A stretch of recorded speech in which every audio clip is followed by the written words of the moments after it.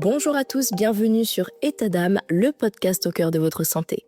Aujourd'hui, nous ouvrons un épisode très spécial aux côtés de Chloé, médecin généraliste formée à la gynécologie, à la pédiatrie et très investie dans les questions de parentalité. Nous allons parler de soins humains, de confiance, d'écoute et de toutes ces petites choses qui changent tout dans un cabinet médical. Bonjour Chloé, merci d'être avec nous aujourd'hui. Bonjour Stéphanie. Alors, avant d'entrer dans le cœur du sujet, j'aimerais vous demander qu'est-ce qui vous a amené à vous orienter vers la médecine générale et plus précisément à vous former en gynécologie et en pédiatrie. Alors, ce qui m'a amené à faire du suivi gynécologique, c'est en réalité la dimension humaine. Alors, la gynécologie, c'est une discipline qui est très intéressante, qui peut mêler médecine, chirurgie, avec beaucoup de techniques aussi. Donc, il y a des gestes, il y a des actes. Donc, ça peut aussi changer du quotidien de médecine générale. Et ce qui, moi, m'a poussée à faire un deuxième diplôme universitaire autour de la gynécologie, c'est d'abord qu'il y a beaucoup de demandes parce qu'il y a plus beaucoup de gynécos, mais il y a plus non plus beaucoup de médecins généralistes. Enfin, tout devient un petit peu compliqué, et même en région parisienne. Mais ce qui m'a vraiment amenée à faire du suivi gynéco, c'est la dimension humaine. C'est de plus supporter, avoir des femmes qui ont pris rendez-vous pour un frottis par exemple, et qui, au moment de l'examen, enfin juste avant, me disent je dois vous dire que j'ai très peur parce que mon dernier frottis, c'était il y a 8 ans, par exemple, et le gynéco avait été, m'avait pas prévenu ou m'avait fait une réflexion parce que j'étais trop stressée. Enfin, j'entends vraiment des choses tous les jours qui sont, pour moi, inconcevables. L'idée, c'est pas d'incriminer les autres médecins, pas du tout. Je pense que le système malheureusement a des limites et que parfois les médecins ils sont débordés à la chaîne et qu'ils peuvent en oublier le côté humain. Je pense aussi que il y a parfois des médecins qui sont surspécialisés dans des domaines, et heureusement qu'ils sont là parce qu'il y a des choses très pointues, mais qui parfois du coup, à force de faire de la gynéco toute la journée et des examens, oublient que derrière la vulve, le vagin, il y a une femme et qu'il y a une sensibilité, une histoire personnelle. Et c'est vraiment ce qui m'a amené moi à faire dans ma pratique également de la gynéco. Et pour la pédiatrie? Je peux vous dire la même chose pour la pédiatrie. J'adore les enfants, c'est depuis toujours, ça a toujours été comme ça. J'ai été chef scout, m'occuper d'enfants, j'ai toujours adoré avoir des bébés dans les bras, même quand moi-même j'étais petite. Enfin, j'adore les enfants, mais j'aime aussi surtout la relation aux parents. Pareil, qui est très humaine, et quand j'entends de la même façon des parents me raconter en fait notre pédiatre il nous a un peu engueulés parce qu'on faisait ci, parce qu'on faisait ça, je trouve que c'est pas acceptable en fait. Un médecin il peut pas prendre cette posture paternaliste qui existait auparavant, parce que la société elle a muté, parce que maintenant il y a des sources d'informations de partout, et parce que chacun reprend des droits, et c'est une bonne chose. C'est vrai que certains patients peuvent encore se sentir comme des enfants face à un médecin perçu comme une figure d'autorité. Ils peuvent avoir peur d'être jugés, d'être réprimandés, et ça peut les empêcher parfois de s'exprimer librement ou de poser toutes leurs questions. Malheureusement, il existe encore des professionnels de santé qui adoptent une posture paternaliste et ça peut créer vraiment un véritable blocage dans la relation soignant-soigné. Après, je trouve, heureusement, l'accès internet a fait évoluer les choses, même si ça comporte des risques avec la désinformation, l'anxiété que ça peut procurer lorsque des recherches ne sont pas encadrées. Mais je trouve que ça a permis aussi à de nombreux patients de s'informer, de mieux comprendre leur état de santé et surtout, de prendre confiance pour formuler des questions ou exprimer des doutes. Et cette évolution,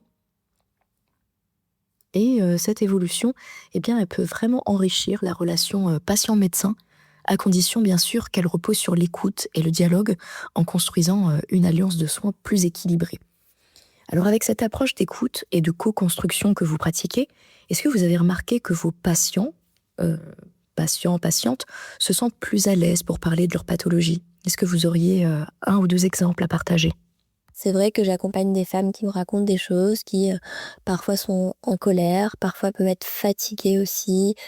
Je peux voir des femmes qui vont avoir parfois des troubles au niveau des règles, ce qu'on appelle une aménorrhée, et que les médecins vont pas forcément explorer en disant c'est dans la tête. Enfin, avoir des conclusions qui peuvent être hâtives, même si parfois, effectivement, ça s'avère être lié à la psychologie.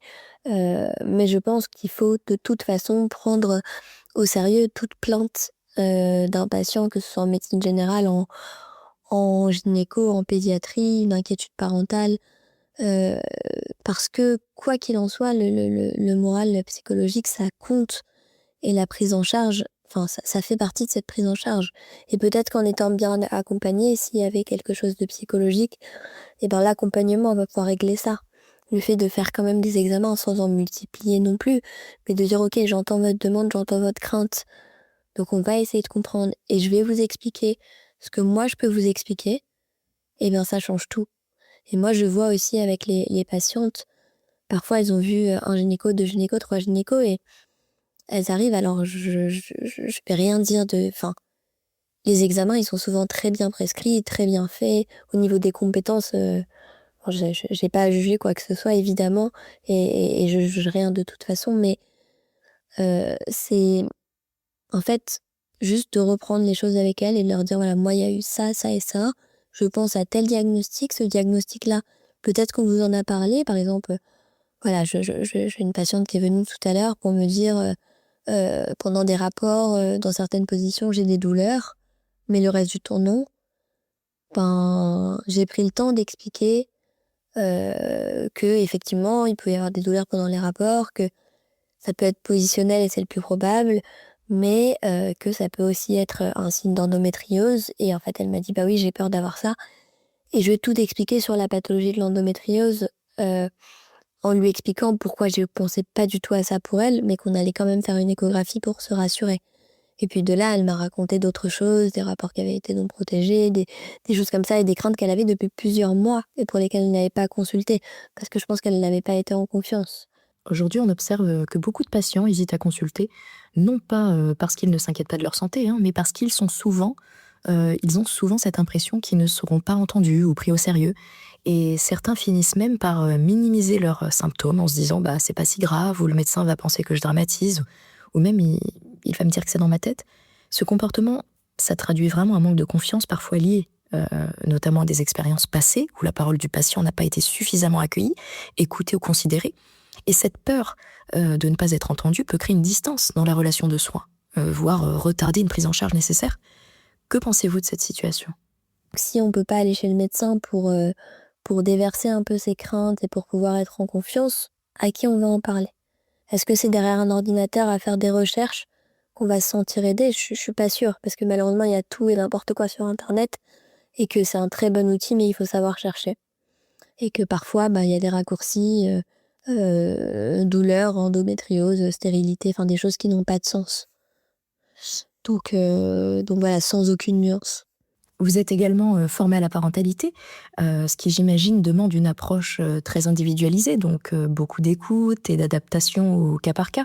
Oui, je suis également formée à l'allaitement, à la parentalité, au sommeil, euh, mais c'est pas des choses qui sont techniques en fait. Je vais jamais vous dire, voilà, j'ai une recette qui va faire dormir tous les bébés de la Terre. Si votre enfant, il vous frappe, il faut faire ci. Si votre enfant, il arrache les cheveux de sa sœur en chantant et en levant le petit doigt, alors c'est exactement cette marche à suivre. Il n'y a pas de recette toute faite en parentalité, par rapport au sommeil et même par rapport à l'allaitement.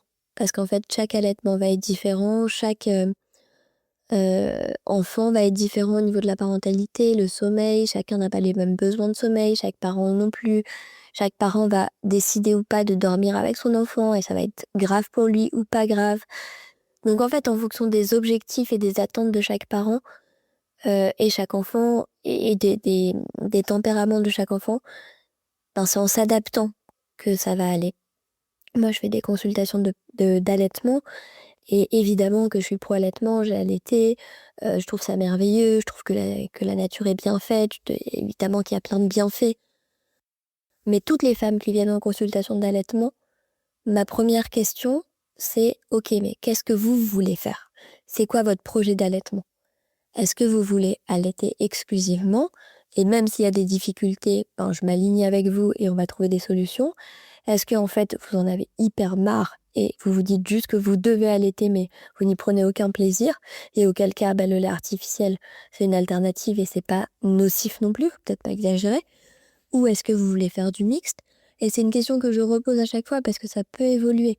Parce que on peut se dire: «OK, j'abandonne, je me sens pas bien et je vais mettre du lait artificiel» et puis finalement la fois d'après se dire: «Mais en fait non, c'est pas ça que je veux, donc je veux m'accrocher» et inversement. Ce qui est important, c'est de vraiment se rentrer en relation avec les mères, avec les pères dans leur chair, dans leur cœur, d'essayer de comprendre ce qu'elles attendent, les objectifs, tout ce qui est important, tout ce qui a du sens, les croyances, les bonnes croyances, les fausses croyances, les craintes. Il y a vraiment énormément de choses dans une relation d'une personne à l'autre.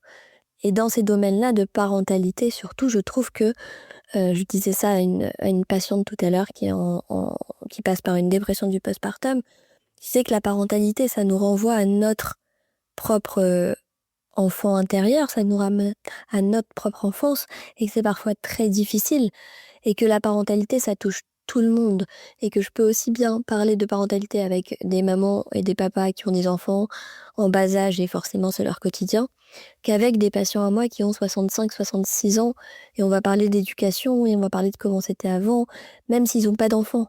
Parce que on a tous été l'enfant de quelqu'un, on a tous reçu une éducation, on a tous des choses, des moments, des événements qui nous ont marqués. Donc c'est des sujets qui sont importants et le relationnel, c'est la clé en fait. Que ce soit d'un parent avec son enfant, que ce soit d'un médecin avec son patient, que ce soit... Voilà, c'est la clé de tout d'être dans une relation de confiance, une relation apaisée, une relation d'écoute, d'empathie. Et c'est pas parce qu'on est dans l'écoute et dans l'empathie qu'en tant que médecin, on peut pas continuer à guider son patient, à garder son rôle de médecin, à garder une certaine distance. Alors après, ça c'est quelque chose, quelle distance on doit mettre. Est-ce que être ému par une situation d'un patient, c'est quelque chose qui est grave? Moi, je crois pas, mais ça dépend de chacun aussi. Euh, voilà, mais je crois que c'est très important de remettre l'humain au cœur de tout. Est-ce que parfois certaines patientes sont amenées à vous confier des traumatismes à leur parcours médical? Et si oui, à quel moment vous estimez qu'il est nécessaire de réorienter vers un autre professionnel de santé, par exemple, plus spécialisé? Il y a parfois des femmes en gynéco qui me parlent de traumatismes médicaux qui sont passés, sans forcément vraiment rentrer dans les détails, mais qui peuvent me dire en fin de consultation, merci parce que je voulais plus retourner chez le gynéco, j'avais une mauvaise expérience et je me rends compte que je suis pas la seule. Il y a plein de copines à moi qui sortent du gynéco en pleurant et en fait là ça va, je suis en confiance, merci.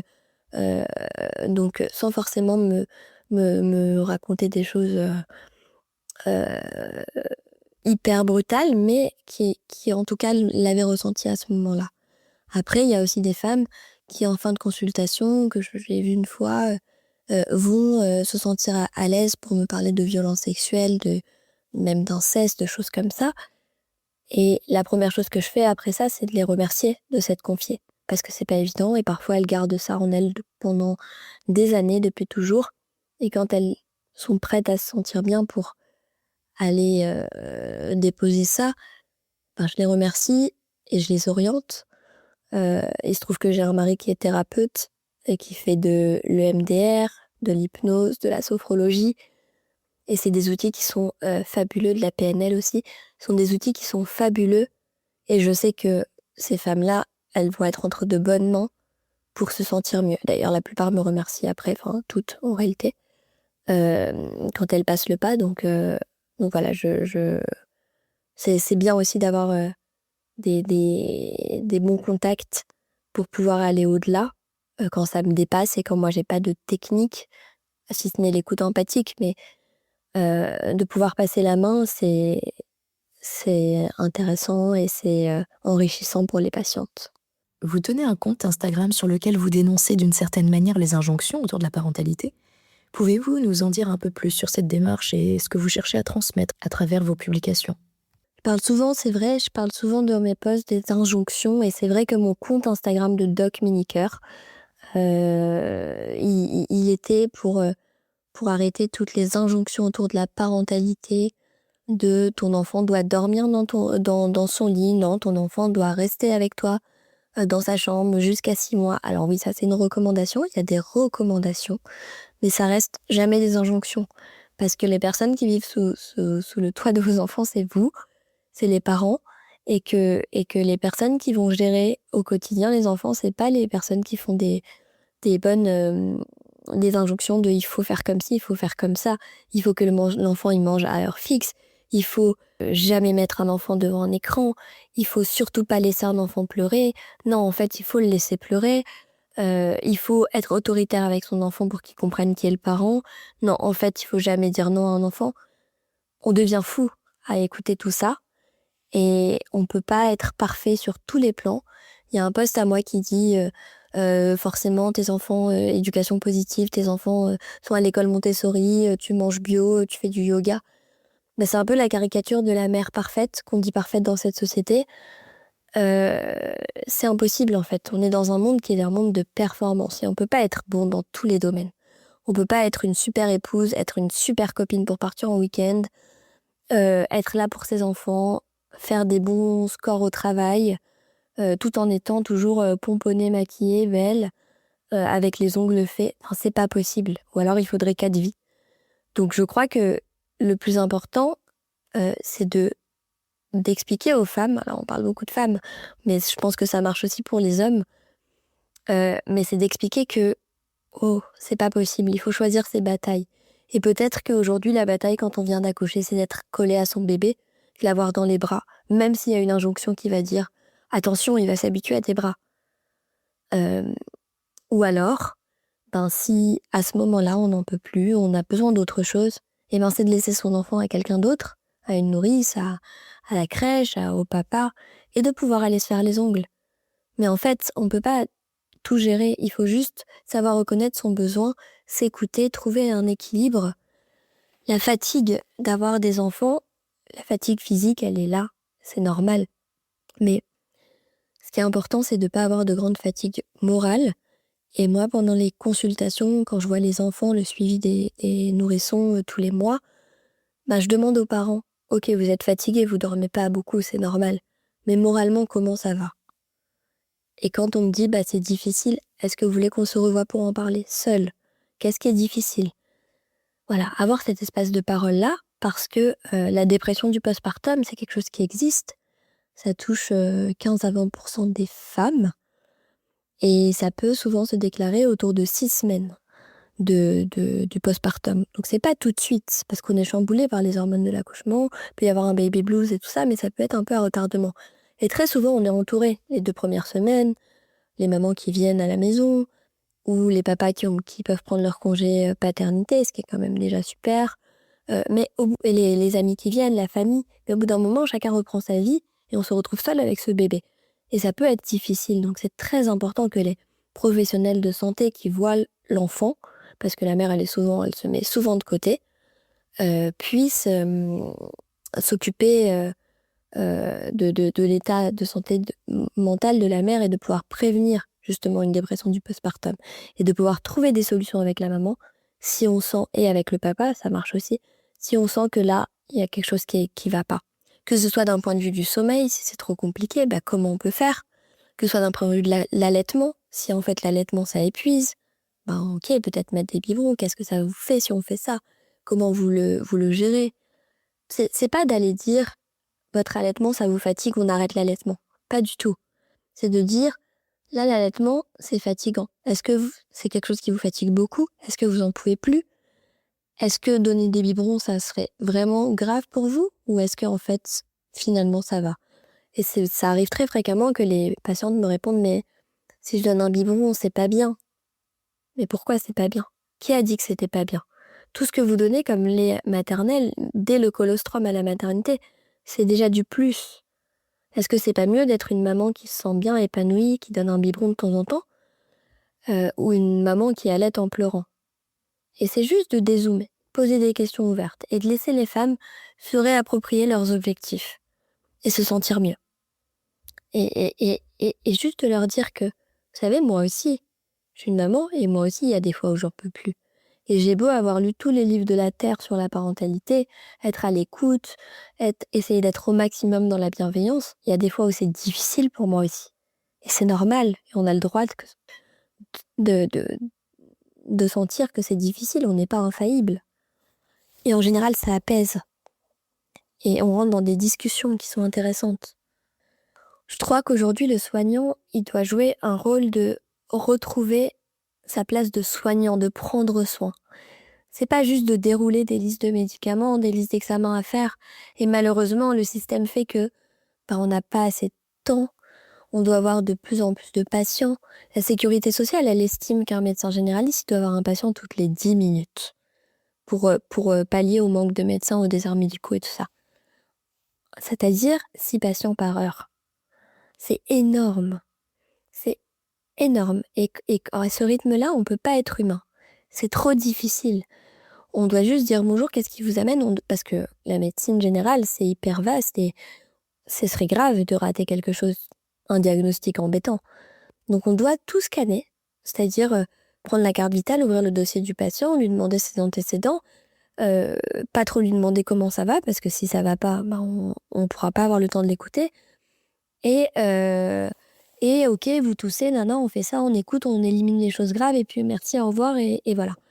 Et il n'y a plus d'humain dans le soin aujourd'hui en médecine générale, et c'est aussi... il n'y a plus. Malheureusement, quand on est médecin en secteur 1, qu'on doit payer ses charges aussi, il faut en parler, on n'a pas trop le choix. Si on veut gagner sa vie correctement, on n'a pas beaucoup le choix que d'enchaîner. Et moi, les raisons qui me poussent à faire de la gynéco et de la pédiatrie, c'est parce que, voilà, c'est une autre façon de faire, c'est une autre relation. Alors, j'aime aussi être médecin de famille, je fais de la médecine générale, mais avec des patients que je connais, que je revois, avec un vrai suivi. La médecine générale d'urgence, heureusement que ça existe, et j'ai adoré être en stage aux urgences quand j'étais interne, mais c'est pas ce que j'aime dans ma pratique tous les jours. Moi, j'aime voir les patients, les revoir, savoir qu'ils sont partis en vacances, qu'ils me le racontent, savoir que leur parent qui était hospitalisé va mieux, savoir que la petite astuce que j'ai donnée pour leur premier enfant qui vient d'avoir une petite sœur ou un petit frère, finalement elle a fonctionné, que 2 ou 3 mois après on me fasse un retour sur le sommeil. C'est vraiment ce suivi-là qui me plaît énormément, et d'ailleurs ça me permet voilà, je vois des patientes en gynéco, parfois pour leur première contraception. Là, je suis installée depuis 5 ans à peu près. Et avant, je remplaçais pendant 3 ans. Donc, j'ai un recul suffisant pour avoir vu des patientes avec une contraception, avoir stoppé leur contraception, fait un bilan de pré-grossesse, avoir suivi leur grossesse, et les revoir avec leur bébé, et les revoir pour l'allaitement, et les revoir pour le terrible tout, comme on dit. Même si moi, je trouve que ça n'a rien de terrible et que c'est juste fabuleux. Mais voilà, et de voir aussi la grossesse suivante. Et je trouve que c'est l'histoire de la vie, et ça remet l'humain au centre, et c'est des choses qui sont merveilleuses pour moi. Et voir un bébé grandir, le voir à la naissance à 8 jours, et le voir ensuite à 1 an, voir comment il a grandi, puis à 2 ans, les premiers mots, les phrases, et puis c'est vraiment ce pourquoi je fais ce métier-là. Et je pense que pour faire évoluer la relation médecin-patient, médecin-patiente, il faut arrêter de mettre cette distance à tout prix, comme on a pu nous apprendre pendant les études, ce côté du médecin tout sachant, et du patient qui doit juste écouter, ce côté un peu paternaliste, même si dans les études, personnellement, moi j'avais des choses sur la relation médecin-malade. Mais je pense qu'il faudrait plus travailler ça, plutôt que de rentrer dans des détails de biochimie, biologie qui nous serviront à rien. Parce que l'humain, se prendre soin, c'est la base. Et le serment d'Hippocrate, c'est de ne pas nuire en premier lieu. Et dans la relation, quand on n'est pas dans l'empathie, malheureusement, y a beaucoup de nuisances. Je trouve ça très intéressant d'avoir aussi le point de vue d'un médecin, parce que souvent, en tant que patient, on ne réalise pas tout ce qu'il y a derrière la consultation. On ne voit pas forcément la pression du rythme, les contraintes administratives ou encore les attentes de la sécurité sociale en matière de temps de consultation. On peut avoir cette impression que parfois, tout est mécanique, alors qu'en réalité, vous devez souvent enchaîner les patients tout en gardant la qualité d'écoute et d'attention. Et ça, c'est une réalité dont on parle peu et qui mérite d'être entendue aussi. Et petit coucou à ma médecin qui, je l'adore. Y a-t-il, dans ce contexte, un moment en particulier au cabinet, qui vous a marqué, ou touché et que vous aimeriez, partager avec nous?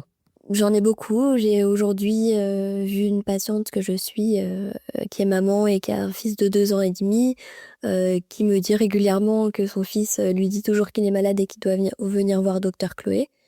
Elle me dit souvent que vraiment il adore venir me voir.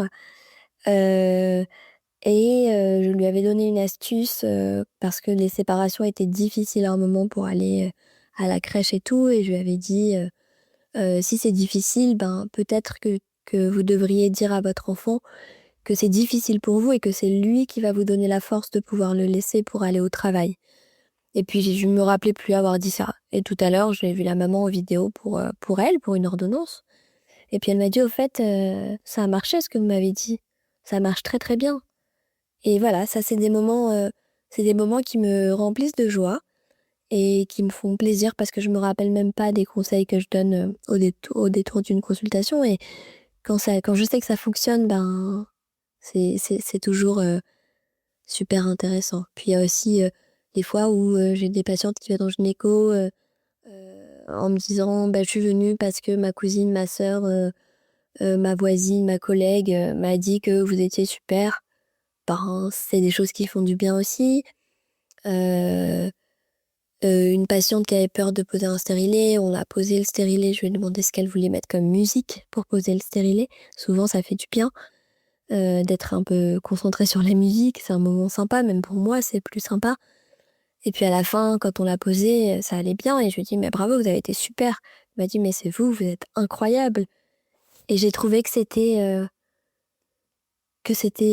voilà, c'est un échange humain qui fait du bien, c'est une reconnaissance. Et moi, ça m'anime d'avoir ces échanges-là qui sont au-delà de merci docteur, bonne journée. Quel message aimeriez-vous laisser à celles et ceux qui nous écoutent aujourd'hui?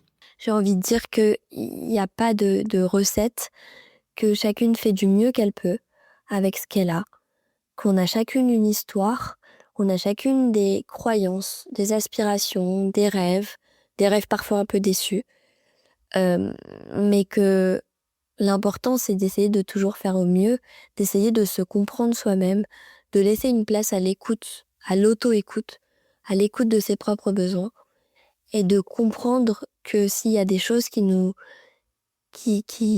fonctionnent pas, c'est qu'il faut faire autrement, et que parfois on a besoin d'un accompagnement, et que je pense que chacun devrait être accompagné par un thérapeute, par un psychologue, parce qu'on a tous des blessures qui peuvent plus ou moins revenir comme des fracas au moment de la parentalité ou à d'autres moments de la vie.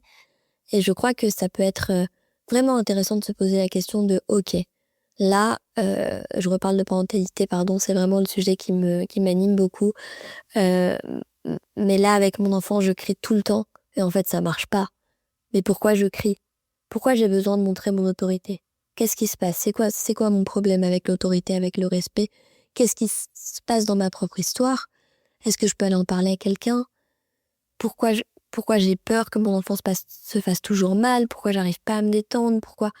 Voilà, essayer de comprendre un peu ce qui fait que c'est difficile en ce moment et de trouver une personne qui puisse être vraiment à l'écoute pour une thérapie. Et puis s'il y a des personnes qui sont intéressées par les coordonnées de mon mari thérapeute, je me ferai une joie de vous les laisser. Il a un compte Instagram, il s'appelle M-Harmonie. Et très honnêtement, j'ai une confiance aveugle en lui. Quand il y a des choses à régler qui sont assez profondes, il faut pas les laisser s'enfouir parce que malheureusement, tôt ou tard, ça va souvent ressortir sous une autre forme. En tout cas, merci beaucoup de m'avoir invitée sur ce podcast, Stéphanie. Eh bien non, merci à vous, Chloé, d'avoir pris le temps de participer à cet épisode. Votre témoignage va, j'en suis sûre, aider de nombreuses personnes. Je mettrai en description le lien pour suivre le compte Instagram du docteur Haddad Halimi, plus connu sous le nom de Doc Miniker. Merci également à vous, chers auditeurs, pour votre écoute fidèle. Vous étiez sur État d'âme, le podcast au cœur de votre santé. À très vite pour un prochain épisode.